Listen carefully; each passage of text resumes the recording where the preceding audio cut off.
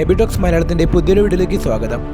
ISL match week 17 ആദ്യ മത്സരത്തിൽ ജനുവരി 13 തിങ്കളാഴ്ച കേരള ബ്ലാസ്റ്റേഴ്സ് ഒഡീഷയെ നേരിടും. ഈ മത്സരം ജയിച്ചാൽ ബ്ലാസ്റ്റേഴ്സ് പ്ലേ ഓഫ് റേസിലേക്ക് തിരികെ എത്തുമെന്നും പരാജയപ്പെട്ടാൽ ബ്ലാസ്റ്റേഴ്സിന്റെ പ്ലേ ഓഫ് പ്രതീക്ഷകൾ ഏതാണ്ട് അവസാനിക്കുമെന്ന രീതിയിൽ കാര്യങ്ങളിരിക്കെ ബ്ലാസ്റ്റേഴ്സിന്റെ ഹോം മൈതാനമായ കൊച്ചിയിൽ നടക്കുന്ന ഈ മത്സരം എന്ത് വില കൊടുത്തും ജയിക്കാനാകും ബ്ലാസ്റ്റേഴ്സ് കളത്തിലിറങ്ങുക.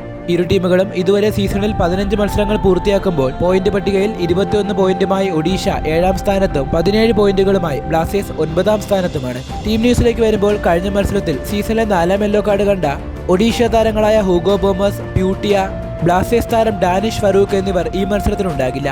ഇതിനു പുറമെ ബ്ലാസ്റ്റേഴ്സിൽ കഴിഞ്ഞ മത്സരത്തിൽ റെഡ് കാർഡ് വഴങ്ങിയ മിലോസ് ഡിങ്സിച്ചും അവൈലബിൾ അല്ല.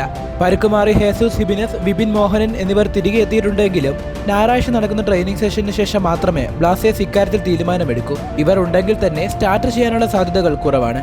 ഇരു ടീമുകളുടെയും സാധ്യതാ ലൈനപ്പിലേക്ക് വന്നിട്ടുണ്ടെങ്കിൽ ബ്ലാസ്റ്റേഴ്സിൽ ഗോൾ കീപ്പറായി സച്ചിൻ സുരേഷ്, ഡിഫൻസിൽ നവോച്ച, കോയഫ്, ഹോർമിപ്പ, ഐബാൻ ഡോലിംഗ്, മധ്യനിരയിൽ ലൂണ, അസർ, ഫ്രെഡി, മുന്നേറ്റനിരയിൽ നോവ, പെപ്രാക്കുറോ എന്നീ താരങ്ങൾക്കാണ് സാധ്യത.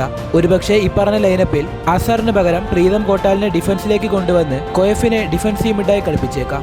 ഒഡീഷയുടെ സാധ്യതാ ലൈനപ്പ് ഗോൾ കീപ്പറായ അമ്രിന്ദർ, ഡിഫൻസിൽ ജെറി, ഡെൽഗാഡോ, ഫോൾ, റനവാഡെ, മധ്യനിരയിൽ ജാഹു, റെയ്നിയർ, രോഹിത്, മുന്നേറ്റനിരയിൽ റഹീം അലി, മൗറീഷ്യോ അല്ലെങ്കിൽ ഡൊറിയൽട്ടൻ, രാഹുൽ KP എന്നീ താരങ്ങൾക്കാണ് സാധ്യത.